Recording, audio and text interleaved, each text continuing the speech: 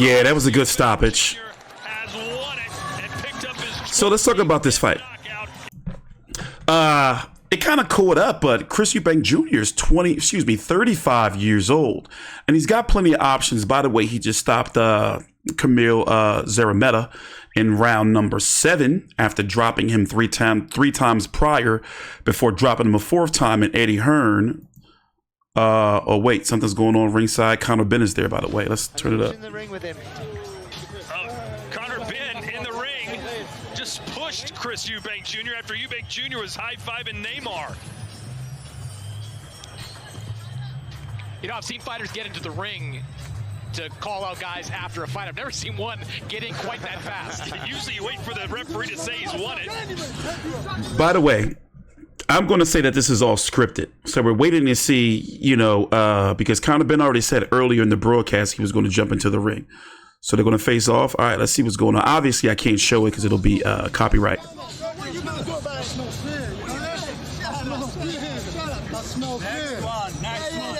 Yeah, you look shit in that time. You can't find me like that. You get done in 3 rounds. 3 rounds. Put your money on it. Put your money on it. Put your money on it. Put your money on it. Put your money on it.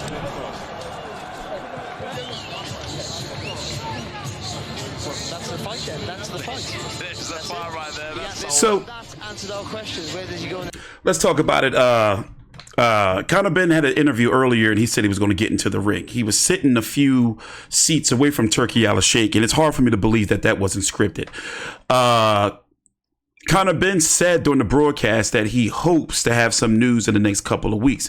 Mind you, if you look at his resume, he's been on for 2.5 years now, or what is about 28 months or so, give or take, since he's been able to fight in the UK. The last time he fought in the UK was Chris Van Heerden, and that was in April of 2022. Here we are in October of 2024. He had 2 fights against Rodolfo Orozco and Peter Dobson. And that Peter Dobson fight, he didn't look too good. One of those fights, I forgot which one, he looked too good. By the way, Chris Eubank Jr., always this exciting, dynamic fighter. Sometimes you never know which one's going to show up. For example, he'll get beat up by Liam Smith, then come back and knock out Liam Smith and look special. Also, what happened to Bomac? I guess Bomac ain't traveling to the UK no more, or to Saudi Arabia ever since that gun charge. I wouldn't blame him. If you don't know, Chris Eubank Jr. did get an offer from Canelo. We don't know if that fight was going to be in the States or in the UK. As you can see, it looks like that Conor Benn fight is going to happen. They're targeting February, but Chris Eubank Jr. suffered a cut in this fight. And to be honest, I would pick Chris Eubank Jr. to win. Now, do I feel that it should be at a catch weight? No. I think that Conor Benn should have to come up to 160. After all, he's the reason why the first fight didn't happen, or the fight didn't happen the first time. I don't want to hear nothing about Chris Eubank Jr. being drained. And correct me if I'm wrong, what was the catch weight for the last fight? Wasn't it supposed to be, was it 155, 156, or 158? I do not remember. But it'll be a weight that Chris Eubank Jr. hasn't been at before. For example, let's go look at his resume. He's been as high. We're waiting to hear his post-fight interview, by the way. They're still showing replays of the shenanigans that happened in the ring. Let's listen and see if there's anything new. Storyline behind these two. These are two rich kids who fight. That's unheard of. Grown and grown. But they fight like they're poor. That's the difference. And now with what happened, with the postponement of the other fight and the history, we all know what's going on. It's added spice to it, even more so. Let's make it official and Thomas Triber. The lowest Chris Eubank Jr. has been is, 158? Ladies and gentlemen, here is the official time. 1 minute 159 seconds of round number 7. Our referee in charge, John Latham, waves off the contest. Therefore, your winner by way of technical knockout, and now the IBO middleweight champion of the world, Chris Eubank Jr. All right, we got to mute that. So listen, I would pick him to beat Conor Benn. I think he's a stronger, just much more dynamic, and also he's the bigger fighter. Now, as far as Canelo, he would get dismantled. He swings too wild, and he doesn't seem to have like that discipline to be able to box. So let's listen in. Chris, congratulations. Got another piece of hardware there on your shoulder. We'll get to what happened after the fight in just a minute, but your first fight in about a year, you secure 4 knockdowns, you get the knockout. Are you happy with that performance? I was having fun in there. To be honest, I think I could have finished the fight in the first round, but it's been a year out of ring. I wanted to get that ring rust off. I wanted to feel the energy of this Saudi crowd, of the Saudi event. And it's beautiful, man. I love coming out. I love the people. I love the atmosphere. I love everything about this place. I had fun in there. That was the main thing. Have fun, work on things, and get ready. Cut doesn't look too bad. It looked like you were looking for that rear uppercut all night long. You were loading up the entire time. What were you seeing from Szeremeta that made you believe that was the shot? Listen, Szeremeta's a tough guy. There are certain people that when they get hurt, they look for a way out. This guy kept coming. And I thought, you know what?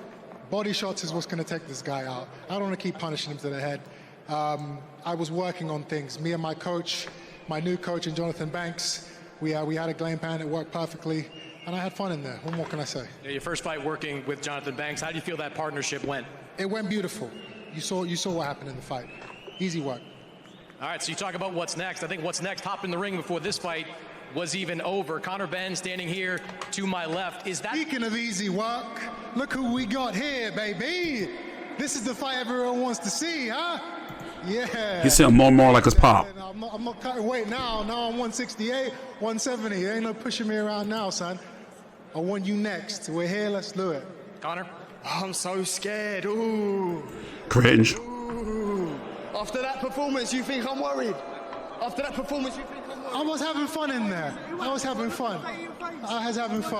Got cut by a headbutt. But you know, it's nothing. We having a good time out here. And yeah, this is my boy, and we're coming for you, baby. We're gonna get some more of that. Baby! Yo estoy listo. Podemos ir ahora si quieres, cabrón. Vamos. Vamos. I don't speak Spanish. You gotta translate. I forgot he spoke Spanish. Easy work. What do you mean? I ain't worried. I'll jump up 2 weight divisions. I ain't gonna be no weight, but I'll fight you at middleweight. Okay. I ain't concerned. What, you think you could beat me off the back of that? Sign the on contract. My worst day. Sign on my worst day. Sign the contract. On my worst day. Okay, we'll see. We'll see. Yeah, we will see. We'll see. Tell Khaled Sheikh, His Excellency, let's get the fight done. Smell good, though. I know I smell good. It's Christian I can Dior. smell that. You reek of fear out here, man. Yeah. I can smell the fear coming out, bro. No one's scared of that, man. No one's scared of that. You're putting on a no brave one's scared face. of that. What are you going to do about it? Nothing. I'm not going to do nothing. I don't need to do anything. I just did my job. I know you ain't going to do anything. Once you sign the contract, then we'll see what happens. Cool, no problem. Let's get it done. I'd fool you tonight. Okay, let's get it done. Cool, let's get it done. Let's get it done. All right, well, congratulations, Conor. We'll set you guys face off. Hopefully, we get that fight next.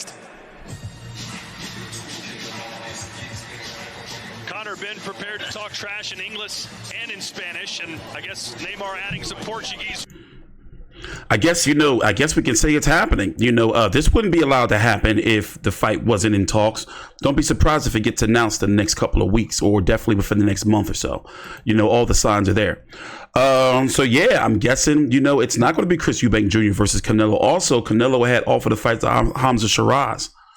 I don't know what's going on with Canelo these days, but it is what it is. Anyway, thanks for watching. Please subscribe. I'm going to take a little break before Frazer Clarke. By the way, shout out to the DAZN. This card has actually been moving. The DAZN has had a history of dragging out their cards and, it taking forever for these events to end. But this event started a little bit past 1 p.m. And here we are, 3 p.m. And we had, let me see how many fights we had so far. By the way, Ben and Whittaker got exposed. I think he quit. Skye Nicolson took care of Raven Chapman. Eubank Jr. Just got his win. And I believe we got Opetaia versus Massey next. And then Wardley versus Frazer Clarke. And then over to ESPN Plus for Beterbiev versus Bivol. Thanks for watching. Please subscribe. All the links to my social media are down below in the description box. Please follow and like.